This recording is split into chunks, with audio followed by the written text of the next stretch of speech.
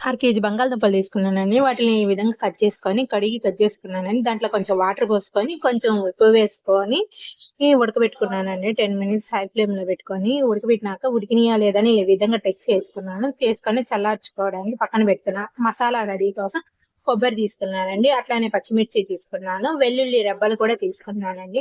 1 table spoon జీలకర్ర కూడా తీసుకున్నాను. అట్లానే రుచికి తగ్గట్టు కొంచెం సాల్ట్ కూడా తీసుకున్నాను. వీటన్నిటిని మిక్సీ జార్‌లో చేసుకొని గ్రైండ్ చేసుకున్నానండి. మెత్తని పేస్ట్‌లా చేసుకున్నాను.